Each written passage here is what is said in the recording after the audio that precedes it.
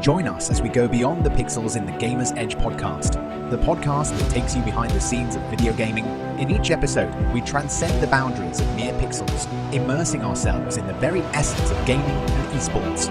Exclusive interviews with rising stars poised to redefine the industry, conversations with seasoned veterans sharing their tales of triumph and tribulation, insights from coaches and commentators who breathe life into every battle, as well as industry leaders that create the heartbeat of esports. Whether you harbour dreams of becoming a professional gamer, are a devoted fan eager to explore the hidden narratives, or simply find yourself captivated by the intricate workings of gaming and esports, the Gamer's Edge is your front row ticket. So fellow gamers, let's unite and explore. For in the dynamic landscapes of virtual competition, the Gamer's Edge podcast is your beacon, guiding you through the labyrinth of gaming excellence. So get ready for a thrilling adventure through the virtual arenas, where victory, camaraderie, and endless adventure await. Welcome in, guys, to another episode of the Gamer's Edge podcast. I have the one and only MissHarvey with me today. Stéphanie, how are we doing today? I'm doing great. Always tired, as you can see. We don't get away from the tiredness in the industry, but other than that, I'm doing pretty good. Yeah, definitely. I understand that. As they say, if you're a gamer, you're keeping vampire hours. So it's kind of tough to catch up on the Z's. But I know time is money, so we're going to jump right into it. And I'm going to hit you with a tough one right off the bat to set the tone. Now, I need you to take me back and walk me through your journey with SK Gaming and the significance of winning your first world championship with them back in 2007. Damn, that was like a dream come true back then, because I started CS in 2003, so it had been 4 years. It wasn't my first World Cup. Back then it was the biggest event of the year. There wasn't like, an event per games and stuff. It was the World Cup and everybody played there and you had to win it. And it was once a year. And so everybody cared about that event. And so I went once for Team Canada in 2005. Then in 2006, I played in their Team US with SK. It was the year that we just got picked up. And we kind of lost on a fluke. It wasn't like best of threes like it is today when you compete. It wasn't also like longer game matches. It was one best of one in semis, and then we lost versus a team that we easily beat in group play. So we were like kind of shook, and we were the favorite to win this event, obviously, because they had won the year before without me. And it was a really disappointing year. And so to win in 2007, especially the way that we won, I feel that we were really dominant that year. It was at the time like, oh my God, everything that I'm doing makes sense now, because after 4 years of competing in this game and sacrificing so much, because back in the 2000 you had to pay to travel, you were not paid to compete and practice, so everything was just because I wanted to be the best. And so it's really hard for people to understand now, because the community completely changed. But back then you were like, you gotta work harder, and it wasn't like because you're getting paid and it's your job. It was like, you gotta work harder if you want to be the best, because that's all that matters, being the best. Exactly. So it was freaking cool to say that, dude, I won the World Cup. It was freaking cool. Yeah, I'm sure a lot of people, they think now you see a lot of this going for millions and millions. I mean, the esports world championship thing that's going on in Saudi Arabia this year, it's like 64 million in total prizes and stuff. And it's like back then it was like what, $10,000 or so, for the whole team and organization and everything. But of course, for us it was pocket change. It was just like, oh, by the way, here's $2,000 for all of your fucking year, 40 hours a week of work. And you're just like, oh, that doesn't cover a lot. So we didn't care about the money. At least I'm one of the few I'm older. I'm in my late 30s as well. So I experienced the grind in Halo 2 and Halo 3. And it's like, man, it was tough because you had to work a part-time job or full-time job, depending on what situation you were in, and still grind. So, man, we talked about the vampire hours earlier. And there's so many times I was just dragging into work because I had spent way too much time at night on the game. But Yeah, absolutely. y'all did two-peat, correct? Y'all won two under SK Gaming, Yep. and then you went on and you formed UBINITE. Did I say that? UBINITED. Yeah. UBINITED. It's a play on words with United and Ubisoft because weirdly esports wasn't a thing in regular traditional game development, and then like Ubisoft wanted to support one of their employees because I worked there, and they didn't have any esports game, and so their way of like promoting their other games was like, okay, we'll send you to the World Cup once a year, and then you can promote Ubisoft there and like kind of play with fans and just overall like promote Ubisoft everywhere that you go when you travel and stuff. And we didn't really know how to call our team name, so we just like said, hey, you know what? Let's just call it UBINITED as if we're united with Ubisoft, because it was also I'm always really like conscientious of SEO, so I was like, this word doesn't exist. If you Google UBINITED, it doesn't exist, and we're able to grab like .com, Twitter, you know, everything, Facebook, etc. So I thought that was a really cool play on words, and it stuck for 4 freaking years because we stayed as like at first it was like, oh, let's just do it for this event, and then it became our team name. Nice. And y'all actually, again, that's number 3 and number 4 of your 5 world championships, and you went back to back with them in 2011 and 2012. So just in case somebody is watching right now and you're like, man, MissHarvey, let me Google, why is she on here? We're talking to a 5-time world champion, just so y'all know. So if you haven't put some respect on her name, you better do so. Now, of course, amidst all this winning that you're doing here, you are also attending University Laval. Did I say that right? All right. Yeah. And that's for your international bachelor's degree in architecture. And of course, you finished pursuing that in France as well. So has your background in architecture influenced your approach to gaming designing and development in your time there at Ubisoft? Yeah, absolutely. I think especially like I mentioned quickly earlier, it wasn't esports wasn't recognized at all. Pro players were kind of a joke. We were memed on and stuff. So when I started working at Ubisoft, like no one really cared or respected my professional career. So I had to make a name of like for myself as a game developer without using, if I want to say, my professional experience. And that might be weird for some people, like in 2024, like it might be like, what the fuck, you know, like obviously it makes sense, but back then it just didn't. It was the weirdest thing. It just didn't. So I actually started working on games that have nothing to do with first-person shooters. It was Prince of Persia. I worked on a puzzle game. Like it really had nothing to do with shooters. And then when it started really helping my game design career is when I was transferred to shooters, obviously. I had the opportunity to work on Rainbow Six, but I decided to stick with my my game development team who was on Prince of Persia. They transferred to Far Cry.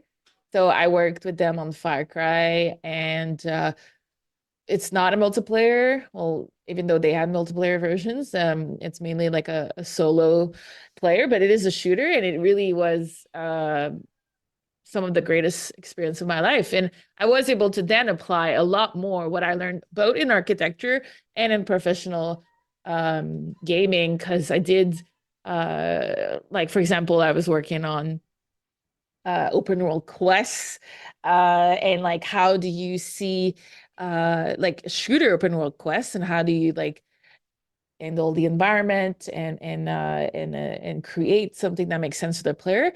But I wasn't a level designer first. I was really a game designer first. The nuance might be subtle for some people, and some companies it's the same thing.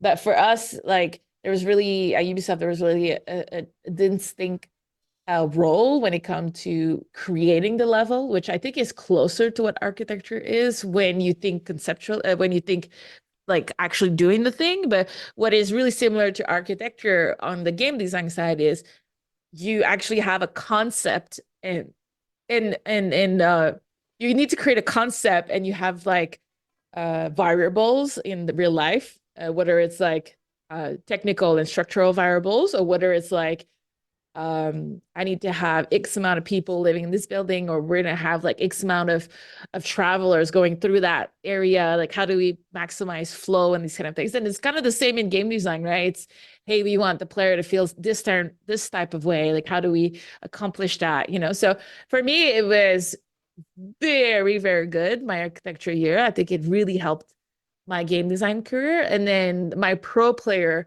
side also really helped my game design career because I knew about the importance of details. I knew I knew instantly what made a good mechanic or a good game. And when I had the controller of the game in my hands, it was easy for me to review what everyone I worked on and say, hey, this needs probably to be smoother. Or this like the player's movement is a little icky, you know, these kind of things. So I think as a pro player, it was super easy for me to convey that, and my schooling or know that, and my schooling really helped me being able to communicate and work on the business side. I would say quicker than most pro players who didn't go to school would. Nice.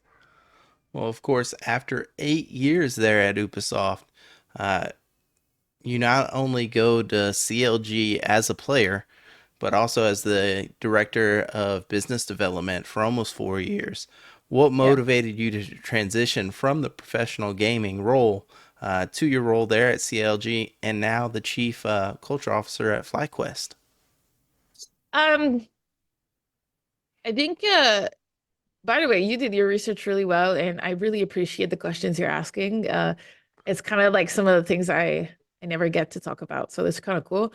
But I think that like when I left CLG as a professional player and I joined the business side as a business director, it wasn't by choice at first. And it took me years to accept it. I think I only started to accept it when CLG folded, which is last year, a year ago. So when I was on CLG and I think it was in October, I got benched. 2019, I got benched from the main roster. And it was an extremely difficult moment for me. I don't think it was necessarily my performances. It was just like a situation where the best player in the world was available. I had just rejoined the squad 3 weeks before, and they just like decided, hey, maybe we should just take this player and instead. And like it was a weird situation. Like it wasn't the most clean cut bench, which really left me with a lot of resentment toward ending my career. Like I really think I still had it. I joined back the best team in the world, and I really believe that I was one of the best in the world still. So when I got benched, I had multiple decisions to take. Like, do I just try to make a new team? Do I just join a new team? Do I just sit here and wait for someone else to be benched and just like gain my spot back? You know, there was lots of options. And then the pandemic hit a couple of months later. And so when the pandemic hit, right before the pandemic hit, CLG offered me a position on there as a director on the business side. And obviously, this is something that at first I was like, no, I still want to compete. But the more and more I thought about it, the more and more I said, oh, maybe I can do both for a little bit and figure out like what I want to do next. And then the pandemic hit. And then that's when like competition kind of died. And I fully dove in the business side. So I became like a crucial part of of CLG during the pandemic. And I started really helping run the company and learning so much about the business side. Even though I was still like in denial of my retirement, it became more and more clear when I go back to competing full time. But yeah, so I think when CLG shut down completely last year, because MG sold us, and they fired everybody, the new org, that's when I was like, okay, probably my dream of going back as a pro player is like slowly dead. And so I focused on my next step as a business employee in gaming after that. Well, now just to rewind just a little bit here, because at the time y'all were still placing, I believe your last major tournament, you placed third before your, I guess you could say, forced retirement. Is that correct?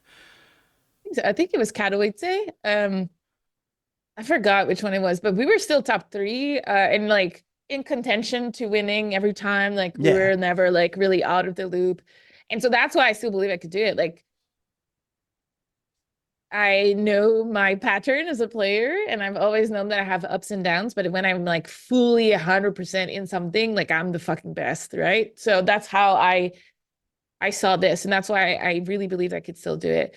I think now in 2024, not only my age is caught up a little bit, like I'm 38, of course, so like it definitely caught up, but also I think my priorities shifted.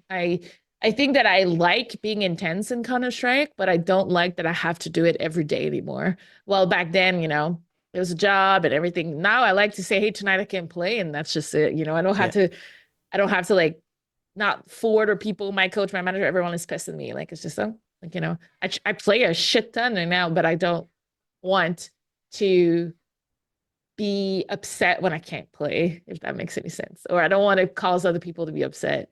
No, So I totally, I totally like the get it. new, See, I like it better again, now. like I said, I'm a little bit older. I'm 39, so I totally understand that. My 4-year-old just ran in here and he's like, "Oh man, Dad's working," so he just took off. And so that's another great thing is back in the day again. I still talk with some of my old teammates and we still get on sometimes and run the lobbies and stuff like that. And it's great to go out and pub stomp and have fun and no, we can still do it, but then life Yeah. reemerges and you're like, yeah, I can't be on this until 4 o'clock in the morning every night again and stuff. So I totally understand I that. like to be able to enjoy life, go to dinner, potentially see a movie. Like these are the things that I haven't been able to do for like 15 years in my life. So it kind of feels great to be doing that. And it might sound very fucking silly for most people, but like I think I missed at least 10 years of pop culture. Like I have no idea. The movies, the series, like they're just like don't exist for me because I didn't have time for any of it. Yeah, So you're grinding. You have to worry about scrims, and again, we talk about the esports time schedule. I mean, most people, at least the way we were running it, is we're waking up at like 1, 2 o'clock in the afternoon.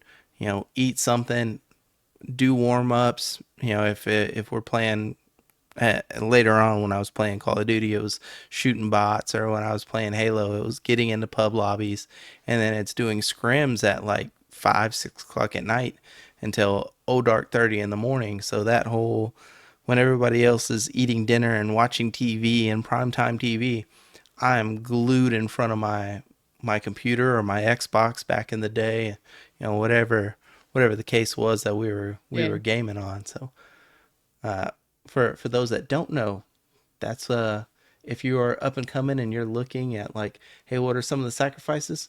Something to think about. Yeah. It's very harsh on the sacrifices. A professional sports athlete told me one day I shouldn't call it sacrifices because then it's a negative thing, right? It's more like, yeah, I don't really remember what he said, but I still say for me it was sacrifices. Oh, definitely. I Yeah. I think it's a sacrifice, but for everything that you want to chase in life, you got to sacrifice something in order to pursue those dreams. Um, Yeah. but I do want to hit the rewind button again for just a second. I want to ask you about your work with Missclicks and Oh how yeah. your work there has had an impact on addressing gender discrimination in gaming. Yeah, so um we a couple of my best friends and I we ran Missclicks for about 5 to 6 years. Missclicks was one of the first like women in gaming. I would just say what's the word for it? Like um not association, but agglomerate kind of thing where we created Missclicks in the early 2010s, I think 2012 or 13, and the goal was to unify a lot of the identifying women to have safe spaces to learn about like things that about gaming that we don't have no idea about, like Dungeons and Dragon. A lot of us have always wanted to play. A lot of us were too scared to do it on our own, and so we created like a newbie Dungeon and Dragon show who exploded on Twitch. So there was like a lot of initiatives like that Missclicks is doing, regrouping all the women attending gaming events. We're in a mixer and connecting them, and like also I would say like teaching a lot of these women skill sets in the industry. Like a lot of these women now works as producers and as full-time managers and things like that, when back in the day they were just like Missclicks consumers or fans or or volunteers. So it's really kind of cool to see. But again, we started that so early in the gaming industry, and I'm not saying that there wasn't any other women in association before, but we were all involved in different gaming spaces, and I think at some point Missclicks became too big to handle by herself, but not enough support from either community or money or whatnot to continue running it appropriately to our standards. As really busy women, I was a professional player. One of us was working at Ubisoft on Rainbow Six launch. One of us was working at Twitch as one of the head Twitch studio manager. Like so we were a little bit everywhere and all around the world. And so we decided to take a step back, and eventually we kind of closed that chapter. And it was right before the big investment that kind of hit the gaming community and also the big push for DEI. So sometimes I'm always like, if we only had stayed in like 2 more years or 3 more years, we could have like started this like even bigger thing with all the things that we did. Because I think we were pretty avant-garde. Avant-garde with a lot of our things that we're doing, like from awarding people with grants and stuff, or like helping create shows for women on Twitch and having like our own like kind of TV station on Twitch where shows were running every day with different hosts and whatnot, and or like doing women in gaming news. We had like a full-on like news division like that would interview competitive women players and like showcase their team and help with sponsors, or I don't know, like I think we were like probably 5 years ahead of our time. And I have a little bit of sadness when I think about it, because I'm like, if we never closed Missclicks, what would it be now? But at the same time, I think to answer like your question, creating Missclicks and the values that we built on Missclicks allowed all 4 of us to continue and pursue a career using these values and making a difference in the space with that in mind. And I think that was like, in a way, you can think that probably was the main goal of Missclicks that it was able to accomplish. Yes, we were able to mentor a lot of people, but also like everything that I've worked on and learned on now, I apply it to all my other companies and project, and it all started with something bigger than me when we created Missclicks. Yeah. Well, it's great to hear that it was able to springboard so many women forward as well. Mm-hmm.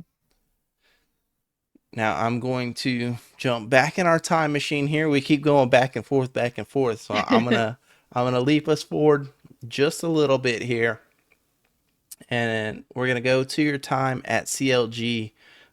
You're currently at CLG, but you also were founding, and again, if I say this wrong, I'm sorry, ÉLEVEY?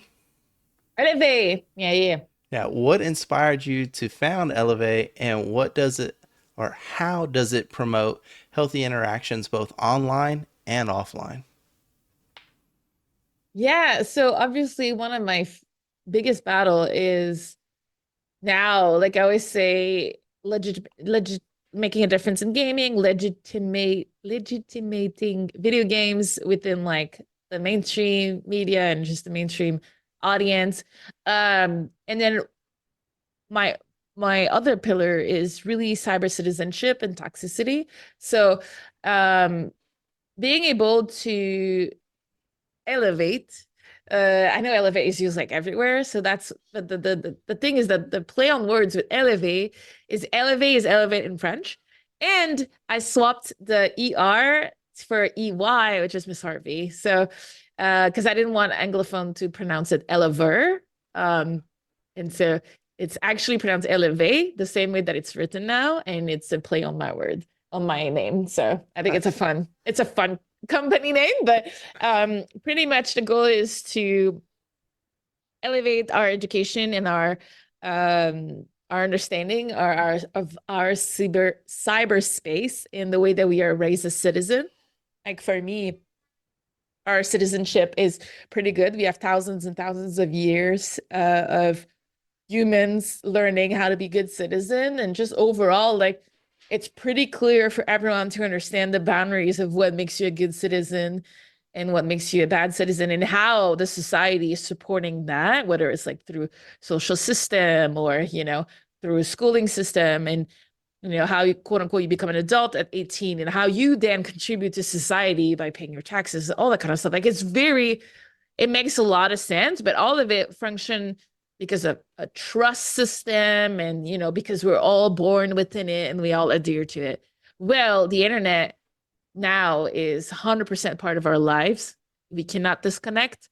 It is, even if you refuse to be online, your identity exists online because of banks, because of the government, because of all of this. So, like, you just cannot escape it. But we don't do anything in our citizenship, in our society, to integrate um, our learnings of being good cyber citizens, and how do we like live with it. And so our parents, when you're young, if you like insult somebody in the street, they're going to be like, don't do that. But if you do it online, not only do they necessarily not have visibility on it, but they might also just be like, whatever, it's online. But actually nowadays it has the same repercussion. It could have the same consequences, and it could also create bad habits and bad precedent because the child is not being told you can't do that, right? So it's just like this concept of how do we become better cyber citizen, and how it will affect the way that we consume the internet. And my goal is to do it is for everyone to have like a healthy relationship with the internet, and a positive relationship with the internet, which right now is absolutely not the case for most people. Yeah, it still feels like it's kind of like the Wild West still, uh, and we're still Yeah, learning to wrap our heads around, some of the stuff. Like, man, if it's out there on the internet, even if you delete it, it's there forever. And I think there's certain aspects absolutely. of it that we as human beings just haven't fully grasped yet. Um, Something that you said about our parents and stuff like that. Something my dad has always told me when I had my first daughter. He said, "Well, now, son, it doesn't matter what job you have going forward. Your toughest job you will ever have is raising a decent human being, and that is your most important job." So, and I've carried that with me, and I'm trying to ingrain that into my children as well as they do grow up, and eventually they'll move out and start their own family and stuff like that. And I hope that's something that they carry with them. But I have along with my 18-year-old daughter, I have a 12-year-old son who's into Rainbow Six and stuff like that. And I try and coach him on things because he, of course, being 12, he goes on there and plays Rainbow Six, and he's actually quite good at it. Uh, but you run into adults that will just badmouth him or talk crazy to him. And there's times where I have to get on the mic and I'm like, bro, what is your deal? Like, you're talking to my son like he's 12. Like, you need to calm down. Like, of course, they don't. They just fuel to the fire. Yeah. But I try and tell him, like, don't listen to these people. Just mute them. Like, calm with your teammates that are calming with you. If somebody's being a jerk, like, that's on them. Let them mess their karma up. But it's insane the way some people think it's okay to talk to young kids that are just trying to enjoy a game. So I for one am hella stoked that you're going about this. But that does tie me into my next question for you. So how do you approach raising awareness for issues like cyber dependency, cybersecurity, cyberbullying, and cyber well-being? Yeah, those are my first C's actually from what I think is important in in cyber citizenship as a base to understand.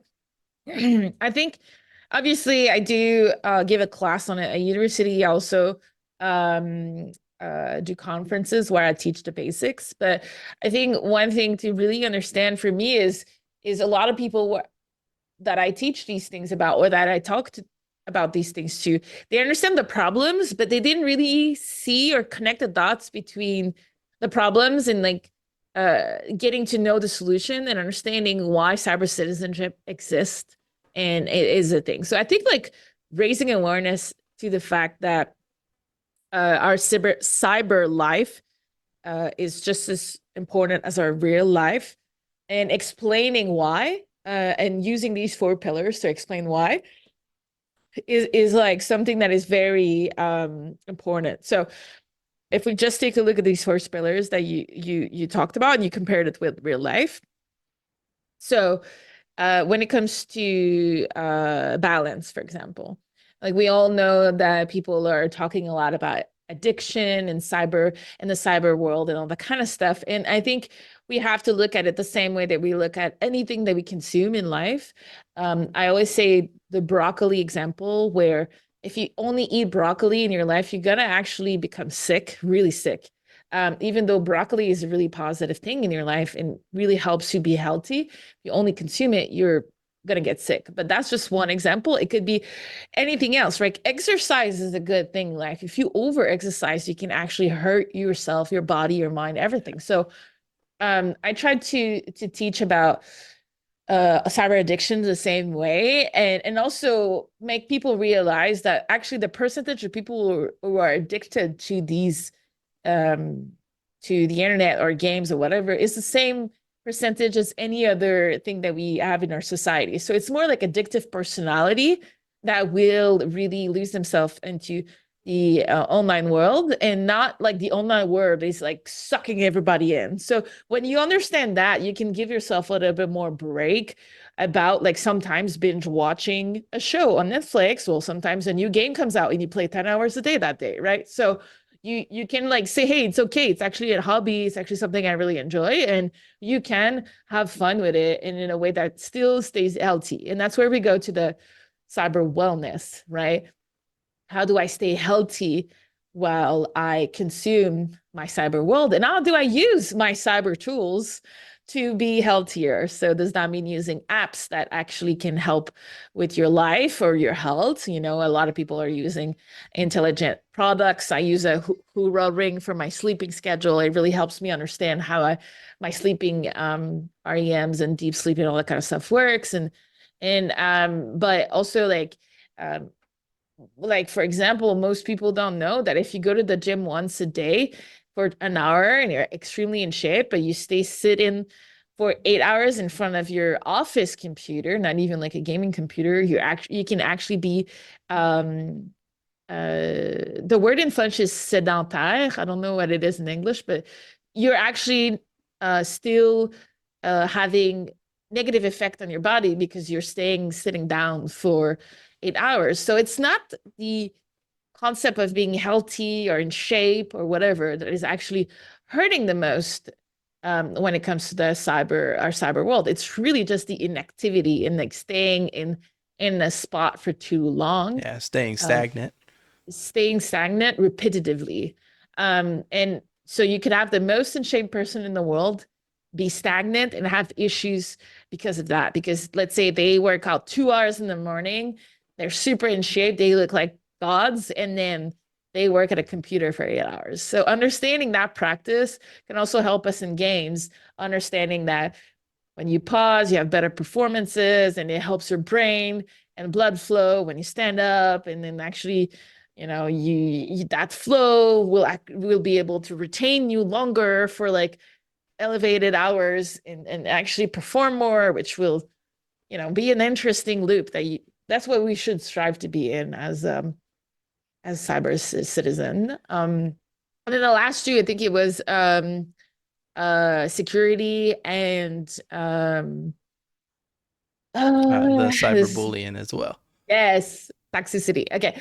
So the security is probably the one that is the most interesting to me because more and more people are becoming aware of it because it's affecting everyone from like stolen identity or like passwords and all the kind of things. So a lot of it still to this day, a lot of us don't really care about these kind of things, and we should care. What I always say is like the same thing that we lock our house when you leave home.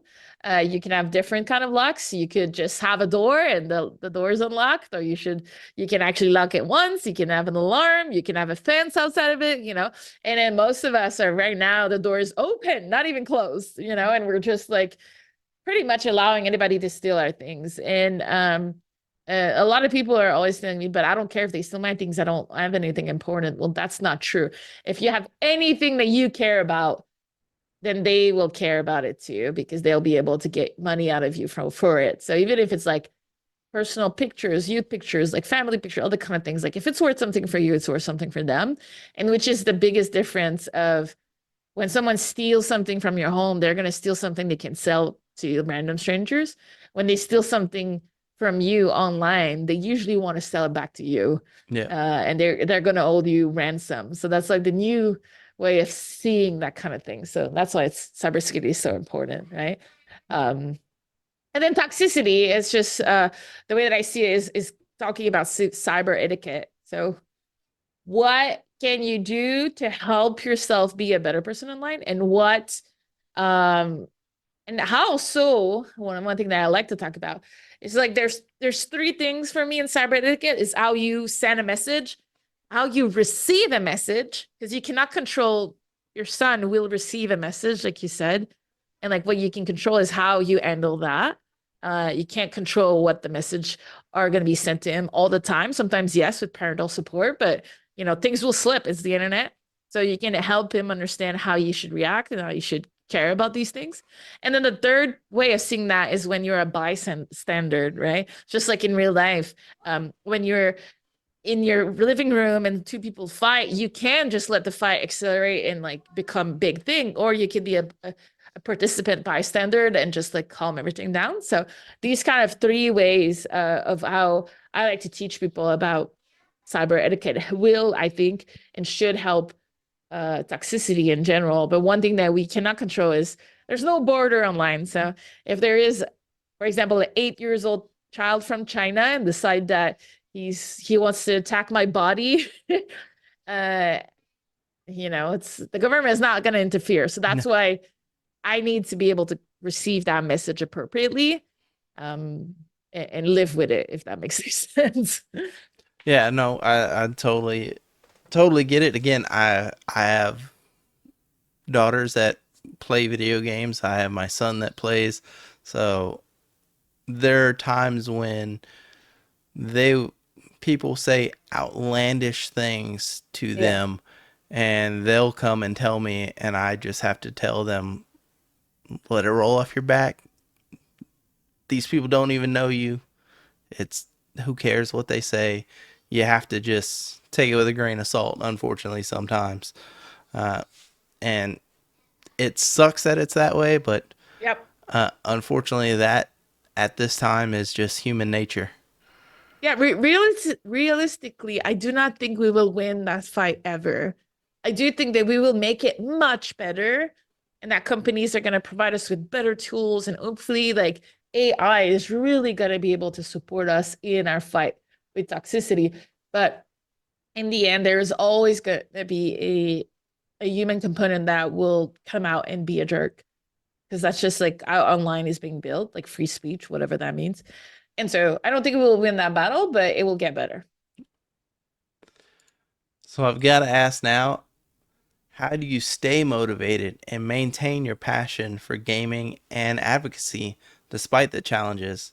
Because I do still see you game, you still post clips, I see you dominating people through LinkedIn and everything from the clips that you do post. So how do you stay motivated to get on and grind and show people what's up still? That's funny because recently I think my attitude drastically changed in the last 2 months. I don't know what to describe, but it's a really positive and healthy attitude. And like nothing, absolutely nothing phases me other than my bad performances. But like I'm very zen now with the process of gaming and failing and learning how to get better. Um, I think it comes from like I don't feel the need to prove something to people anymore.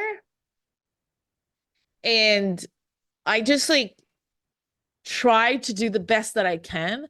And if I try to do the best that I can recognize sometimes that the best that I can is not enough and I just failed. And that next time I'll just try to do better, you know? But I don't get caught up in which was my whole personality before, which was like, you think I can't do it? I'll fucking prove to you that I can do it. And now I'm just, you think that I can do it? That's fine. You do you. You know, like I think that's the mentality that I changed. That changed a lot for me. And I think they can be both healthy in a certain way, but I think the second version of me right now is really at peace with it. Yeah. And I'm 38. It took a bit. Hey, but like you said, you don't have anything to prove to any. Like I said earlier, 5-time world champion.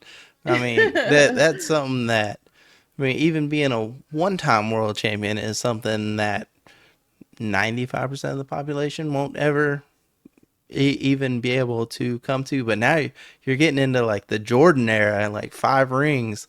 You're up there with Brady. I mean, Yeah.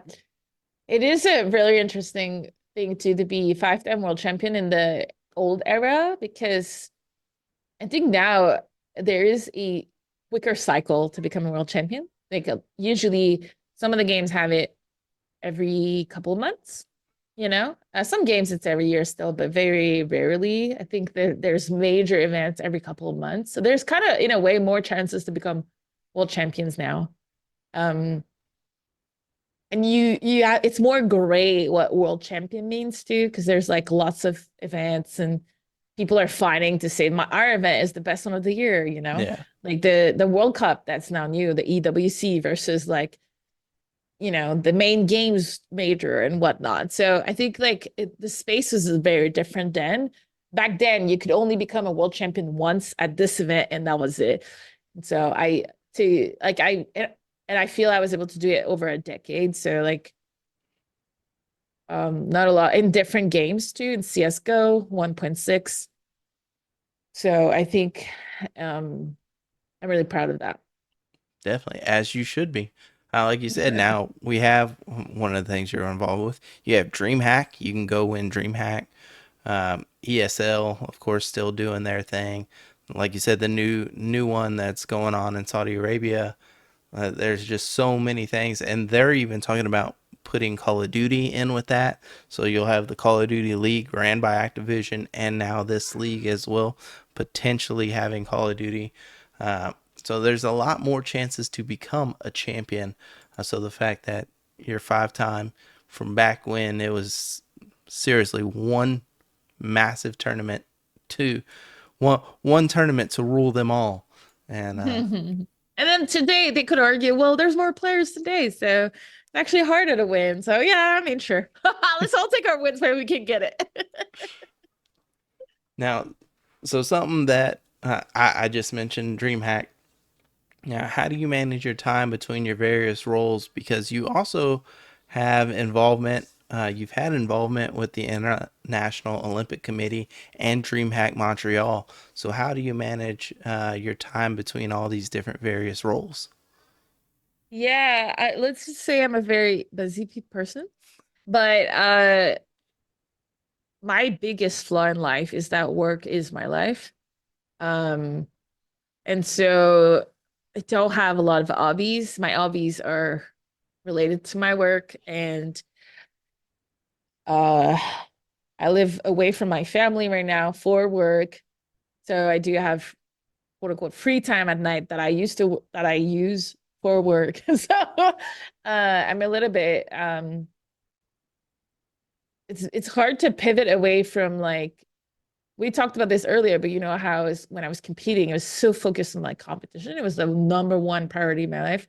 So it's been really hard for me to pivot away from that. I'm doing my best. Like sometimes I do prioritize my family over work, but it's still like I don't like sit and like think, oh, I'm gonna watch Netflix for 8 hours. I'm more like, hey, if I want to watch Netflix for 8 hours, what show could I do while I'm working? Or Yeah. what show could I watch while I'm working? Right. So a show maybe I already watched, or really light, funny comedy that I can continue like working on the side. So that's how I manage to be able to juggle all of these things. It's not something I recommend. I think it's not super healthy. It stresses me a lot, but at the same time, at the moment, these are the kind of decisions that I'm doing. And I want to say I'm extremely organized. Right? Like I put in my calendar when I wash my hair because who's got time to spend an hour to wash their hair in 2024? Not me. So I got to put it somewhere to make sure I don't forget. Because if I don't put it anywhere, my hair will not be washed for 3 weeks. Well, of course, the background noise, I'm king of that. I will put on something. It may just be a YouTube video, and it'll play in the background. If I'm editing photos, especially, that's my vice. Is I'll throw on a TV show and pull up Lightroom, and I'm zoned in. Uh, but of course, you've seen certain roles, I guess you could say, transition over time for women in esports and the evolution of that. So, where do you see over the next few years? Do you see that going? And what advice would you give to young women aspiring to enter the gaming industry, whether as a player or in other roles as well? And I will mention we've seen a big influx in marketing as well, and I've had many guests on the marketing side for esports, and they've absolutely loved it. Yeah, I would say, well, first of all, it's so much better than it was. We are miles away from when I started, where like people were pointing fingers and like judging and assuming things. But we are still in a heavily misogynistic society, with systemic issues when it comes to gender and women in the workspace and in minorities. So understanding that is important because it does mean that no matter where you go, even if it's not in gaming, if it's like in accounting or if it's like in law or whatever, like most likely you will face some of these issues, and that shouldn't stop you from doing the things that you want to do in life. And um, that never stopped me. I didn't even know they existed, but once I saw they existed, it didn't stop me. It fueled me, like I said. I didn't realize there were ceilings to break, but I broke them along the way. I was just like, oh, what's that weed? Bam! Like breeding the ceiling that I didn't know existed. But one thing that really helped me, not only did I have like amazing parents who just believed in me every step along the way, and they were kind of able to watch me jump, and they would be there if I fell, kind of thing. Which is not everybody is in that situation. So what I would say is find your tribe, find the people that you know who will always support you, who have your back and who care about you. And that's the only people that matter along your journey. Um, when it comes to facing adversity, go back to your tribe and say, hey, I'm struggling here.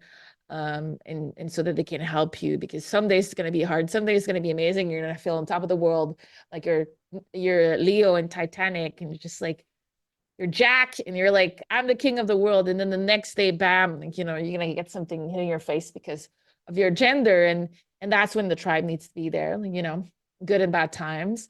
But if you have that tribe, you're going to be okay. Next thing you know, you're hanging onto a door, and the person won't move over and let you up onto the door. Uh,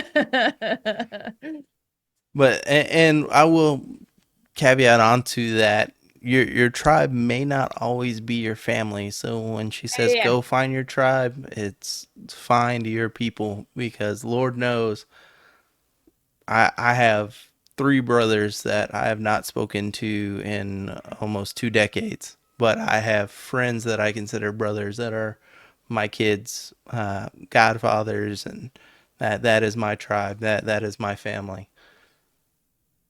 Absolutely. I don't have siblings, so there's my parents and then there's my friends and the Oh, people I see, you're consider part of lucky my that. tribes. Well, I say you're lucky. I'm the baby of the family. I have three older brothers, so I was tormented and tortured. So I'm like, you're lucky. I'm like, you're lucky, in the other way. So, the grass is always greener on the other side, but I did find my tribe even though I didn't have siblings. Well, now, of course, you're now partnering with brands like Gucci. So, what trends in the gaming and esports industry are you most excited about? I think stabilizing the business space, really excited about because we're all calling that is the winter of esports. A lot of VC capital pulled out, a lot of partners, endemic partners pulled out of it, and non-endemic partner, they were scared with like some of the investment that they did and companies that are folding and didn't pan out and stuff. So I think what I'm excited about is seeing our industry stabilizing a little bit. With more secure investment, more thoughtful spending. And so that partnership will become stronger and more valuable because there's going to be less, but they're going to be more meaningful. So I actually work a bit in partnership at FlyQuest, and I nourish the partnership that we have, and I really do an extra effort where on our existing partnership in ways that I've never seen other orgs do before. Just because for me, it's not about hitting numbers. It's not about you know being the coolest or the broest or whatever. It's not about cloud anymore for me and for FlyQuest in general. It's really about creating these meaningful connection and making sure that we make a difference in each other's space. So Nice. that's what I'm excited about when it comes to partnership and trends. Nice.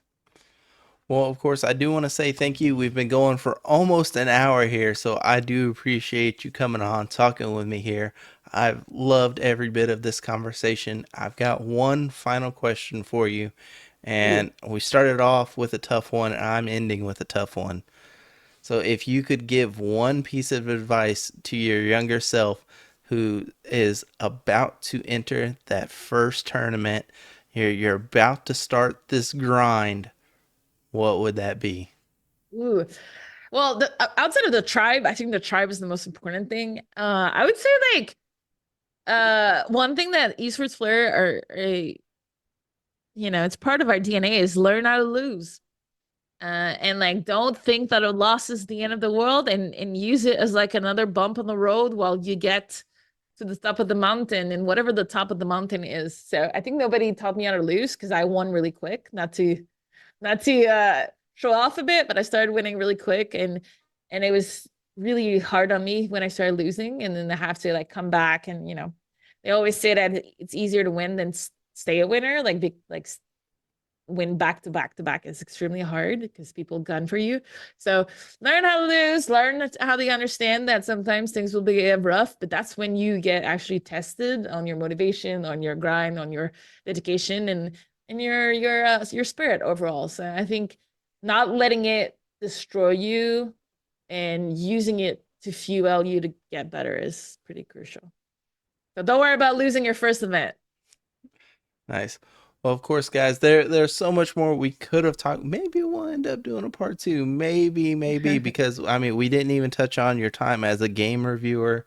We barely kind That's true. of glossed over the CLG time. Uh, there's still so much more that we could have delved into. We didn't even touch your time coaching because you coached teams as well on top of everything. So maybe a part two down the line. We'll see, guys. But right now, Stephanie, thank you so much for coming on to the Gamer's Edge podcast. I for sure have enjoyed every bit of this conversation, and I look forward to watching you in the future and seeing all the good that you're about to do here in the esports scene. Thank you so much for having me. Cool. Well, guys, hopefully y'all enjoyed this episode. Until next time, peace.